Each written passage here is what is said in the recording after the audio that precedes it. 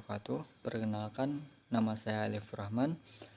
Pada kesempatan kali ini saya akan membahas tentang basis data. Materi yang akan saya jabarkan adalah konsep basis data. Yang kedua itu basis data relasional. Yang ketiga adalah siklus hidup perancangan basis data. Dan yang terakhir adalah pemodelan data. Oke, baiklah, tanpa memperpanjang waktu, saya akan langsung ke materi pertama, yaitu tentang konsep basis data. Yang pertama itu definisi dari basis data. Basis data sendiri terbagi menjadi dua suku kata, yaitu basis dan juga data. Basis dapat diartikan sebagai gudang, markas, atau tempat berkumpul, sedangkan data merupakan fakta dunia nyata yang mewakili suatu objek, baik itu manusia, benda, kejadian, dan lain-lain, yang disimpan dalam bentuk teks, angka, gambar, bunyi, simbol, ataupun kombinasinya. Maka basis data dapat diartikan sebagai kumpulan data yang saling berhubungan satu sama lain yang dikelompokkan berdasarkan sebuah skema atau struktur tertentu yang disimpan di dalam hardware dan dimanipulasi menggunakan software. Pemanipulasian tersebut meliputi pembaruan, pencarian, dan penambahan data baru serta penghapusan. Dan untuk tujuan dari basis data sendiri adalah yang pertama, mengatur atau mengorganisasikan data agar data dapat diambil kembali dengan mudah, cepat, dan tepat.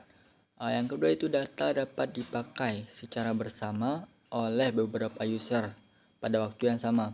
Yang ketiga adalah dapat diterapkannya standarisasi pada data yang telah dikumpulkan. Yang keempat adalah informasi selalu mutakhir atau update. Dan yang keempat adalah informasi yang disediakan basis data selalu update setiap saat. Dan setelah membahas definisi dan juga tujuan dari basis data, tentu ada manfaat dari basis data tersebut. Manfaat pertama dari basis data adalah manipulasi atau perubahan data dapat dilakukan dengan lebih cepat. Yang kedua adalah data yang ada menjadi terpusat pada satu tempat penyimpanan, sehingga kita dapat mengaksesnya kapan saja dan di mana saja. Yang ketiga adalah tidak ada data yang sama dalam satu basis data. Yang keempat adalah keamanan data terjaga karena adanya password untuk setiap pemakai atau user yang menggunakan basis data tersebut. Yang kelima adalah data yang tersimpan dapat diekspor ke aplikasi lain atau aplikasi yang baru. Dan yang kelima itu yang terakhir, memudahkan user dalam mengelola data karena user dapat melihat langsung bentuk tampilan penginputan data. Dan jika ada manfaat, tentu juga ada kekurangan atau resiko untuk pemakaian basis data. Yang pertama yaitu perlunya personal khusus untuk mengelola basis data tersebut. Yang kedua adalah perlu perangkat lunak atau bahkan perangkat keras khusus untuk mengelolanya. Yang ketiga adalah perlu backup eksplisit untuk mencegah apabila terjadi kehilangan data. Yang terakhir yaitu dapat terjadi konflik atau terdapat gangguan pada data yang dipakai pada saat bersamaan. Selanjutnya adalah DBMS. Pada basis data ada yang namanya DBMS. DBMS merupakan singkatan dari Database Management System. Database Management System sendiri merupakan aplikasi untuk mengelola data, termasuk menambahkan, menghapus, mengubah, dan menampilkan basis data atau database tersebut. Jika basis data adalah record atau kumpulan dari data-data, maka DBMS adalah aplikasi yang digunakan untuk mengelolanya. Pada DBMS sendiri terdapat beberapa tipe file. Tipe file yang pertama itu file induk atau master file. File induk ini terdiri dari dua macam, yaitu file induk acuan dan file induk dinamik. Yang kedua itu ada file transaksi. Yang ketiga ada file laporan. Yang keempat ada file sejarah. Yang kelima ada namanya file pelindung.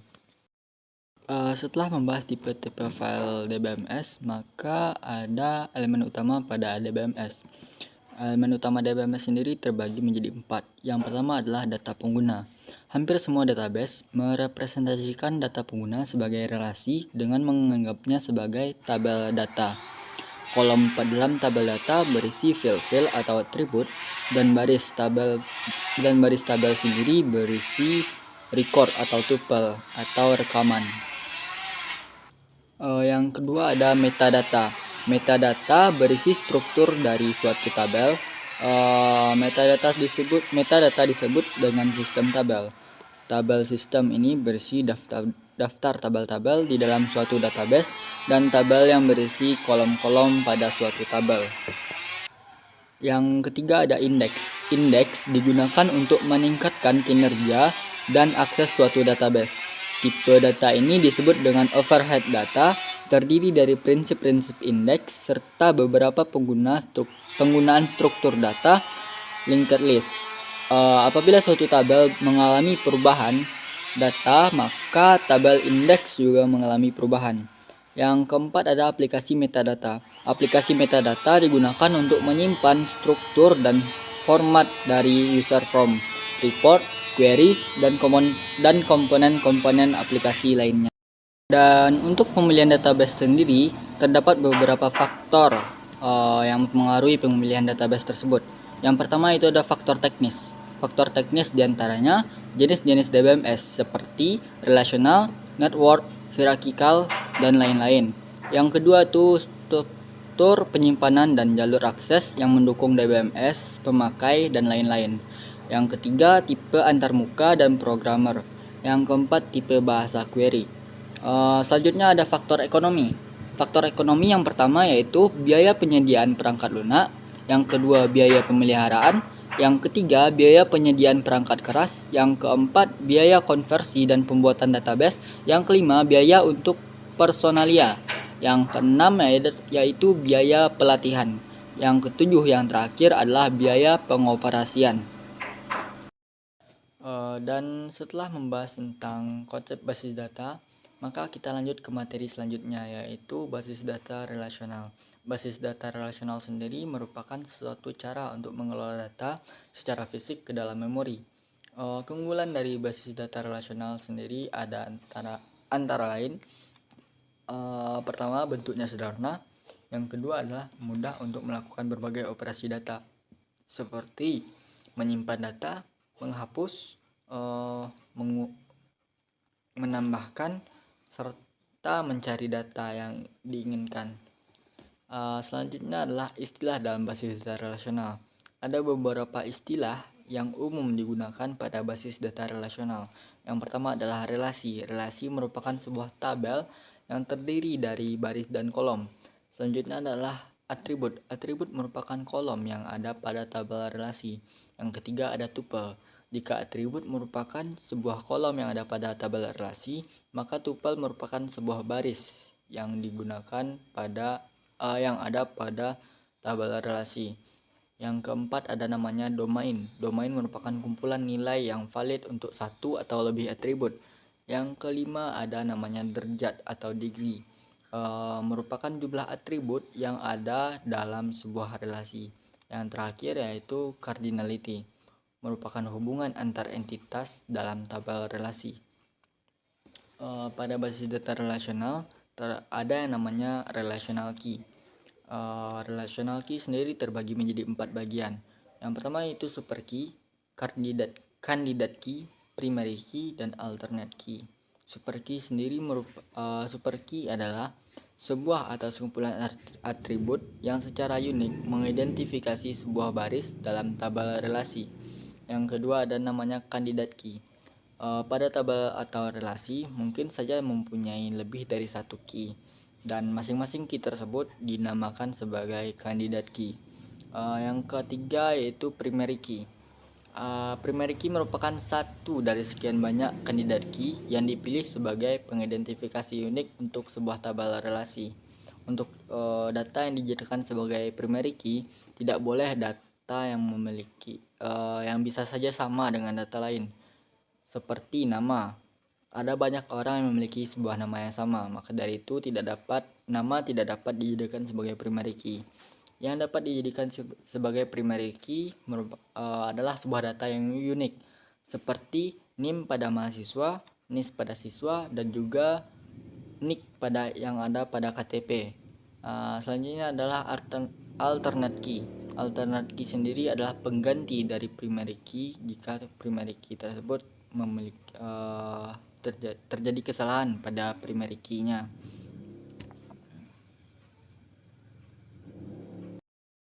Selanjutnya, pada basis data relasional ada juga yang namanya normalisasi. Normalisasi merupakan suatu proses memperbaiki atau membangun data menggunakan model data relasional.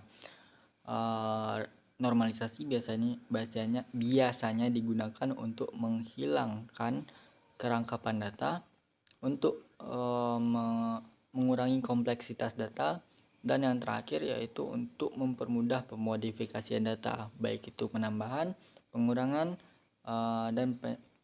dan penghapusan data. Dan setelah membahas basis data relasional, maka materi selanjutnya yang akan dibahas adalah siklus hidup perancangan basis data. Siklus yang pertama yaitu perencanaan database. Perencanaan database merupakan perencanaan bagaimana tahapan-tahapan dalam siklus hidup dapat direalisasikan dengan efektif dan efisien. Yang kedua ada definisi sistem. Definisi sistem yaitu proses menspesifikasi lingkup dan batasan aplikasi database, seperti siapa saja yang menggunakannya dan di area mana aplikasi tersebut digunakan. Yang ketiga ada analisis dan pengumpulan kebutuhan, yaitu proses mengumpulkan dan menganalisa seluruh kebutuhan pengguna dan area aplikasi. Jika aplikasi terdapat pada area kampus, maka penggunanya adalah mahasiswa, dosen, dan staf yang ada pada kampus tersebut. Tentu saja data yang diperlukan adalah data mahasiswa, data dosen, data mata kuliah, dan lain-lain. Yang keempat ada database design. Database design merupakan perancangan dari konsep, logika, dan bentuk fisik dari database yang akan dibuat. Yang kelima ada DBMS selection. DBMS selection sendiri adalah proses memilih aplikasi yang cocok untuk database yang akan dibuat. Seperti yang kita ketahui, ada banyak aplikasi DBMS yang digunakan untuk mengatur database, dan terdapat beberapa macam yang umum digunakan seperti MySQL dan Oracle. Untuk itu perlu diperhatikan aplikasi mana yang cocok untuk digunakan atau aplikasi mana yang dibutuhkan oleh database kita. Selanjutnya ada yang keenam yaitu desain aplikasi, yaitu merupakan proses perancangan interface pengguna atau user interface serta program aplikasi yang digunakan dan proses database-nya. Yang ketujuh ada prototyping. Prototyping merupakan pembuatan model kerja aplikasi database tersebut yang digunakan untuk memberikan perbaikan-perbaikan atau penambahan fitur baru, serta untuk mengklarifikasi kebutuhan user. Yang kedelapan ada implementation. Implementation sendiri merupakan realisasi fisik atau wujud fisik dari database dan desain aplikasinya.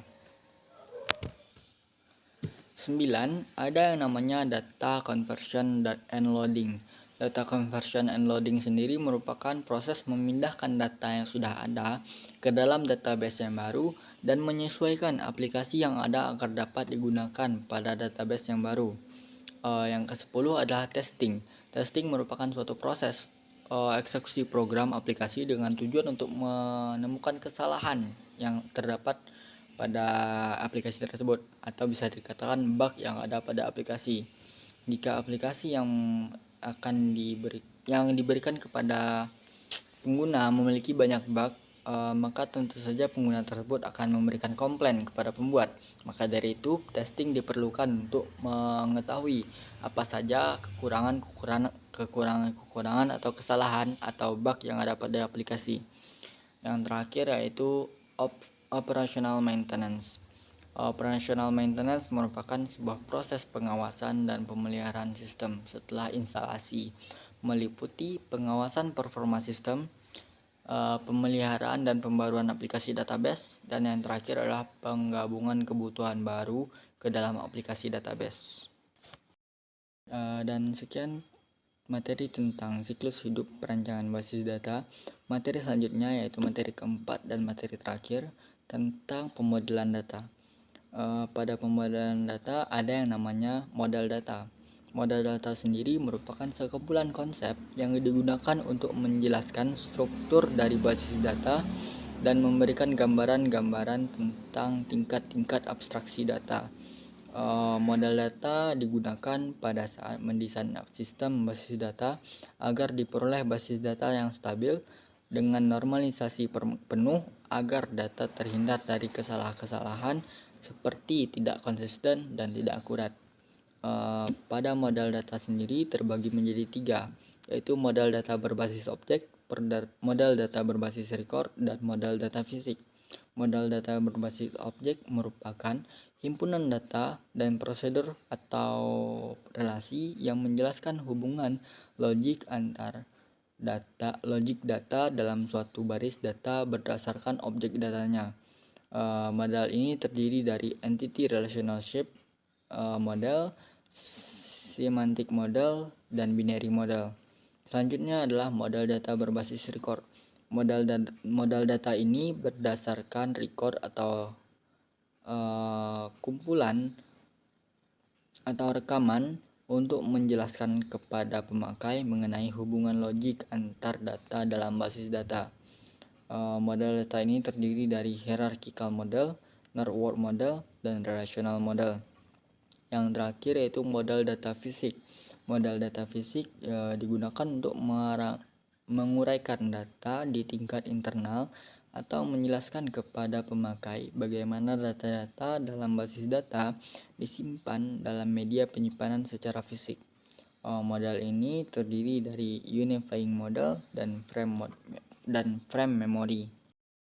Materi terakhir pada pemodelan data yaitu entity relationship model. Entity relationship model berfungsi untuk menggambarkan relasi dari dua file atau dua tabel yang dapat digolongkan dalam tiga macam bentuk relasi, yaitu satu ke satu, satu ke banyak, dan banyak ke banyak.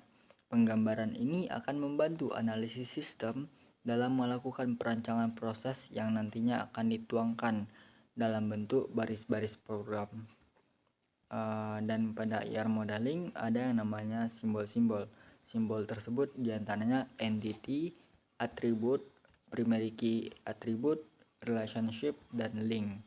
Entity sendiri merupakan simbol yang menyatakan identitas, bisa berupa benda, orang, atau lingkungan.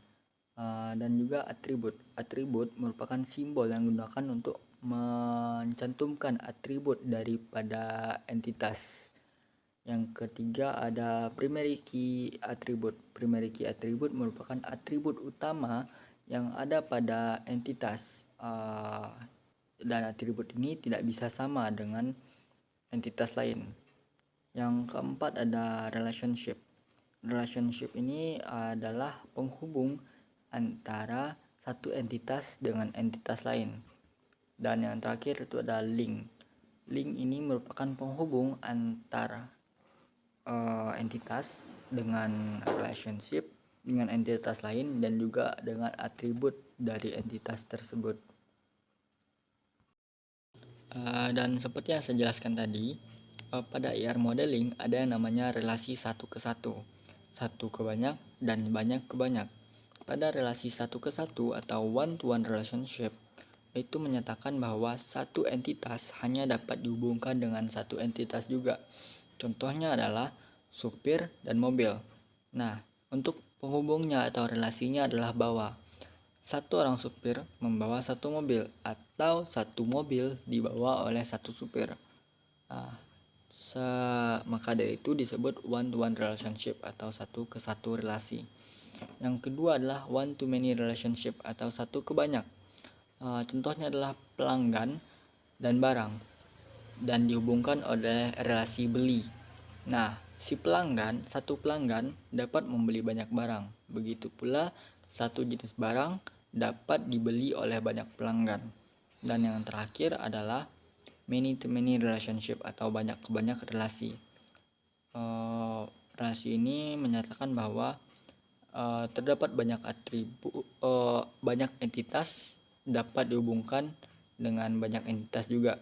Contohnya adalah surat kabar dan berita yang dihubungkan dengan kata memuat atau relasinya adalah memuat.